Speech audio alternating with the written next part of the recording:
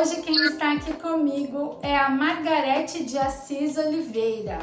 Ela é psicóloga e ela é especialista em atendimento do cognitivo comportamental. Margarete, tudo bem com você, querida? Seja muito bem-vinda. Olá, tudo bem, Raquel? Agradeço o convite, a participação aí no seu canal. Eu acho que vai ser bacana esse bate-papo entre a gente, falar um pouquinho sobre a terapia cognitivo-comportamental. Margarete, fala para nós qual é o foco do cognitivo comportamental. No processo de terapia cognitivo-comportamental, o que é que o terapeuta profissional da área de psicologia busca? Dimensionar as interpretações de situações que podem gerar sofrimento. A gente pode pensar assim, numa mesma situação, ela é interpretada de formas diferentes por indivíduos diferentes. Para alguns, causa sofrimento, né? Então, nesse processo, a gente busca dimensionar essas interpretações. O que a gente costuma dizer é que são pensamentos automáticos, né? E eles, normalmente, estão relacionados a determinadas crenças. Então, é esse o principal foco da cognitivo-comportamental. Legal. E o que exatamente essa abordagem identifica nessa situação? O que a gente busca identificar, tá? São crenças e pensamentos disfuncionais. O que vem a ser isso? São distorções frente à realidade. E nesse processo a gente também contempla o passado, né? Porque nós somos formados ao todo das nossas histórias, das nossas vivências, né? E mais uma vez, relacionadas a essas crenças e esses pensamentos disfuncionais, eu vou citar novamente o exemplo da questão anterior. A mesma vivência, ou vivência bastante semelhante, ela é encarada de formas diferentes por indivíduos diferentes e para alguns gera sofrimento, né? Então, enquanto a gente está dimensionando essas interpretações, essas situações que geram sofrimento, a gente também leva em consideração questões do passado, que aí é que existe a grande diferença. E qual seria o principal objetivo dessa abordagem? O principal objetivo da terapia cognitivo-comportamental é a modificação de determinados comportamentos, justamente aqueles que geram sofrimento. A gente busca possibilitar novas aprendizagens, novas formas de reagir frente aos mesmos estímulos, né? Buscando aí a melhora geral do paciente. E nesse processo, qual seria a participação do terapeuta? A participação do terapeuta, ela se diferencia, né, nas linhas de atendimento, né? Existe aquele mais passivo, já não é o caso do terapeuta comportamental, cognitivo comportamental, porque é uma participação bastante ativa, né? Porque enquanto o paciente vai trazendo as questões dele, o terapeuta busca auxiliar na compreensão dessas questões, né? Trazer uma nova forma de pensar, de olhar, de refletir sobre determinadas situações, né? Os sentimentos, os pensamentos, as emoções que determinadas situações geram, elas podem ser repensadas. E em todo esse processo, o paciente consegue adquirir flexibilidade para pensar diferente, para sentir diferente, né? Então, é um processo de aprendizagem. E o que exatamente é considerado comportamento? Basicamente, tudo. Pensamentos, sentimentos, emoções. A gente tem um olhar, né? Uma observação muito firme sobre todas as ações do paciente no momento da terapia, né? Sobre tudo o que ele fala, sobre os sentimentos que ele traduz em palavras. Então, a gente considera isso também como comportamento, ou seja, nessa abordagem, subjetivo e objetivo não estão dissociados. A gente considera as duas coisas, porque o ser humano é um global, é um todo. Então, a gente precisa olhar para todos os aspectos. E uma coisa assim, bastante interessante com relação ao momento de terapia, o que a gente consegue perceber muito? Comportamentos desadaptativos, né? Situações em que o paciente ele costuma valorizar mais o negativo em detrimento do positivo. Então, aí a gente busca, né, o repensar essas situações, né? Notar, perceber esse tipo de situação e assim poder gerar alterações positivas. Ou seja, é um atendimento bem específico, né? Quando a gente fala em cognitivo comportamental, é bem amplo, né? Toda essa terapia. Sim, com certeza é algo bem amplo. A gente tem que olhar de modo geral, sempre pensando no global, né? Não é só aquilo que a gente vê do paciente, o comportamento que ele está exibindo para a gente naquele determinado momento, mas a forma como ele expressa os seus sentimentos, suas emoções, aquilo que realmente ele está pensando, tudo isso a gente considera também como comportamento e vê o indivíduo no global. E quais seriam as indicações de atendimento para esse tipo de abordagem? Não existem restrições. O que ocorre? Determinados pacientes se adequam melhor a determinadas linhas de atendimento, né? Quando o vínculo afetivo entre o paciente e o terapeuta se estabelece, né? A linha de atendimento, ela vai junto nesse processo. E as pessoas se sentem bem com determinados tipos de atendimento. Mas na cognitivo-comportamental não vejo absoluta restrição, tá? No entanto, existem estudos demonstrando grande eficácia da cognitivo-comportamental. Por exemplo, o TOC, que é o transtorno obsessivo-compulsivo, transtornos alimentares, vícios, depressão, transtornos sexuais. Veja que são determinadas situações em que novos comportamentos podem ser aprendidos, novas formas de pensar que vão levar a novas formas de sentir. Automaticamente a aprendizagem de novos comportamentos, elas vão direcionar para novas reações, né? Novas reações que vão dizimar o sofrimento vivenciado. Ou seja, o paciente às vezes ele tem algum déficit em situações diferentes e aí ele trata aqui e influencia no outro ali na frente, que por trás de tudo pode estar interligado, né? Sem dúvida.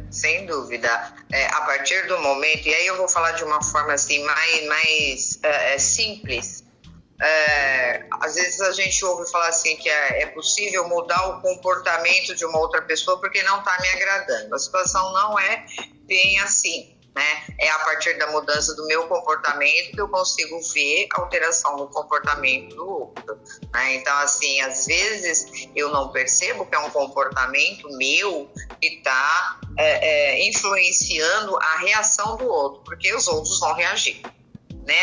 Aquela reação não me agradou, né? Que formas que tem para essa pessoa mudar esse tipo de reação? Não é nela, mas em mim, né? A partir do momento que eu mudo o meu comportamento, eu vou conseguir uma resposta diferente do outro. Muitas coisas acontecem por questões de ambiente, né? Também. Você vive uma situação e aquilo gera a sua reação, né? Sim, muito comum em crianças, por exemplo, né? Muito comum em crianças, por exemplo, ela está toda influenciada pelo meio em que ela vive. E às vezes apresenta alguns comportamentos desadaptativos e existem pessoas que vão achar, nossa, a criança precisa ser melhor educada, a criança não pode fazer isso. Mas quando a criança passa em atendimento, a gente estuda o meio também, onde ela está vivendo, o que é que está influenciando e levando a determinados comportamentos. Uma outra coisa importante também de se falar com relação às indicações, existe muita eficácia quando o paciente está em tratamento psiquiátrico com remédios, né? Então, assim, a cognitivo-comportamental é uma das mais indicadas. Legal. E como funciona no caso de uma pessoa, como você citou, a criança? A família leva a criança e você detecta que, na verdade, a questão está no ambiente, na família, e aí a família não quer aderir a essa abordagem. O que o terapeuta faria numa situação dessa? Bom, se a família disser não tem muito o que a gente fazer, tá? Existem 3 aspectos no atendimento da criança. Primeiro, o terapeuta precisa estar muito bem estruturado para o atendimento da criança, porque existe a necessidade da utilização do lúdico, dos jogos, né? Porque dependendo muito da faixa etária, você não vai conseguir manter um diálogo com a criança para que ela te traga determinadas informações. E por meio de jogos, por meio de brinquedos, do lúdico, aí sim você consegue captar algumas situações. Existem 3 possibilidades com relação à família. Você apontar para a família o processo que está sendo realizado com a criança, né? Como é que está o andamento do atendimento.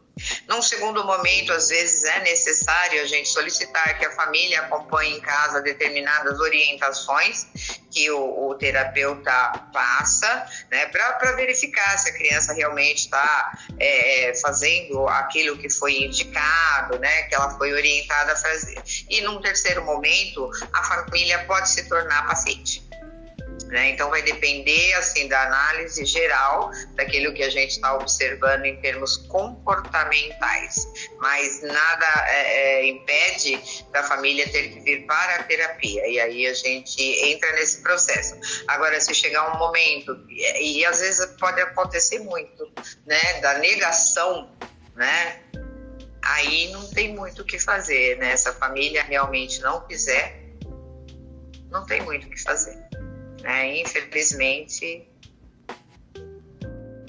Entendi. E aí já nessa questão, a TCC ela é indicada para crianças? Sim, não, é o que eu falei. O terapeuta necessita ter um bom aporte para esse atendimento. Tá? Não é um terapeuta assim, que está acostumado a lidar apenas com adultos, adolescentes. Ele vai atender criança, ele tem que ter um espaço todo trabalhado para esse atendimento, que envolve o lúdico, que envolve jogos, que envolve uma série de técnicas, né? Então tem que haver uma abordagem diferenciada, uma adaptação de acordo com a faixa etária. E o que poderia ser dito em relação ao resultado dessa abordagem? Quais seriam esses resultados exatamente? Com relação aos resultados, né? É algo assim bem simples, melhora na qualidade de vida. Então, se o paciente realmente ele se dedicar a esse momento terapêutico, né?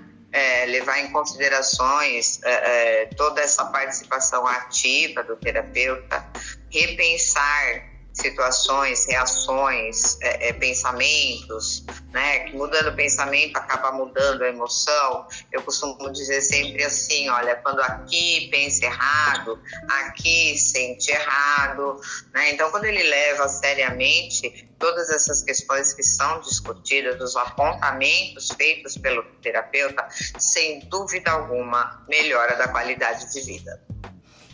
Até porque, né, Margarete, resultado é uma coisa que às vezes você mesmo se surpreende. Você inicia um tratamento esperando um resultado e com o tratamento você percebe que você pode ir até além do que você estava esperando, né? Então, isso também pode ser, né, diferenciado de pessoa para pessoa, né? Sim, é o mais comum acontecer. Quando o paciente chega no consultório, a gente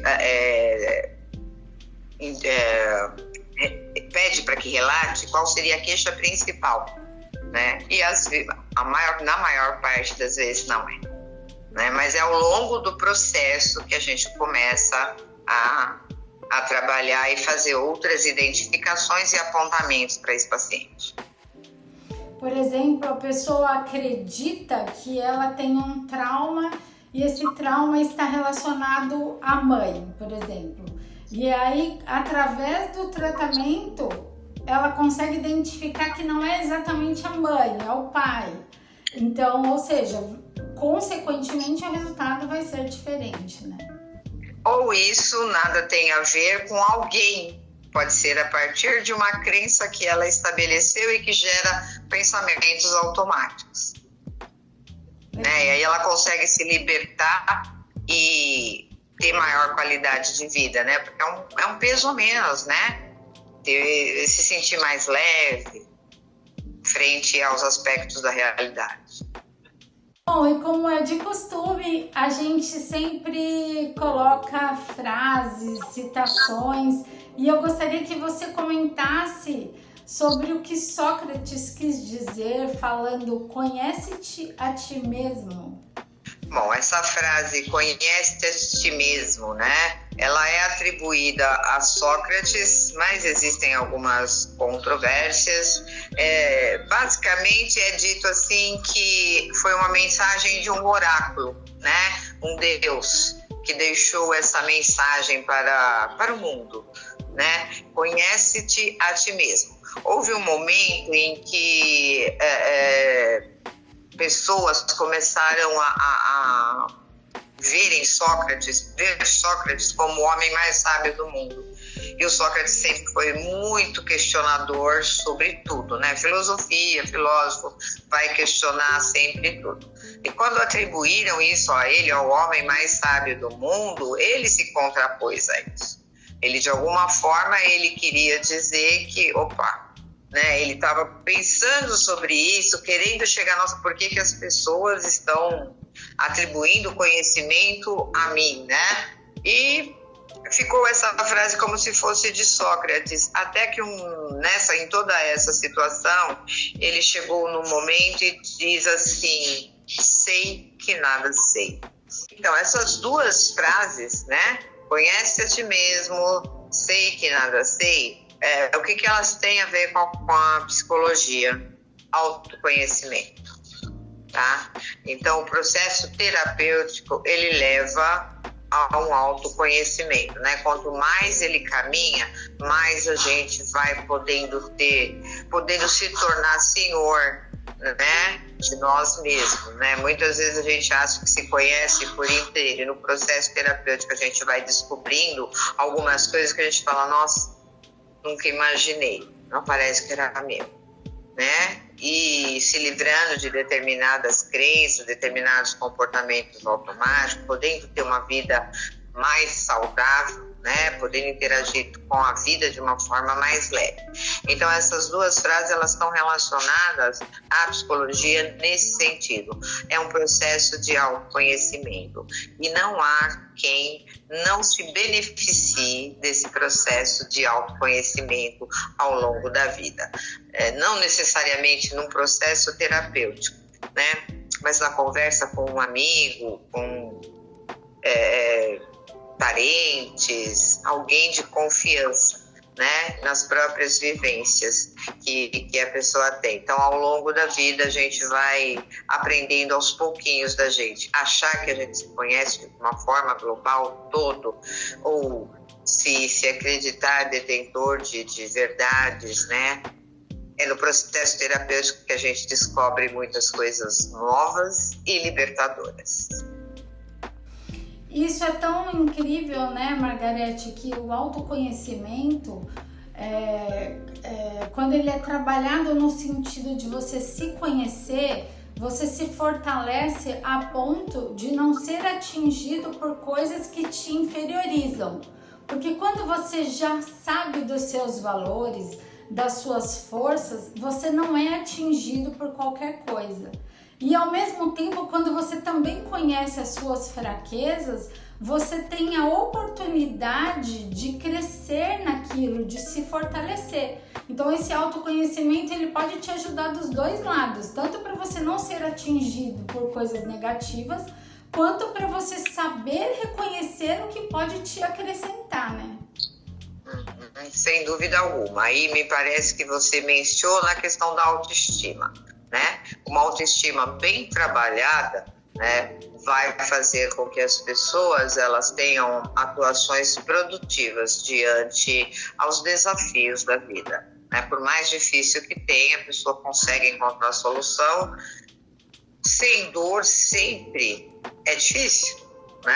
Em determinadas situações, mas no entanto, né, você não deixa de ser aquela pessoa que só vai pensar ou discutir problemas, mas você vai trabalhar no modo de encontrar soluções. Bom, então é isso, o nosso bate-papo com a Margarete se encerra aqui, claro que só o primeiro, a gente espera revê-la novamente aqui no canal. E muito obrigada, querida, por estar aqui, por nos acrescentar mais esse conhecimento. É sempre bom ter pessoas como você com todo esse conteúdo aqui, tá bom? Muito obrigada, fiquem todos com Deus e um beijo. Eu que agradeço a participação, o convite, para mim é uma honra. Eu espero ter conseguido esclarecer aí algumas questões para o seu público. Grande abraço.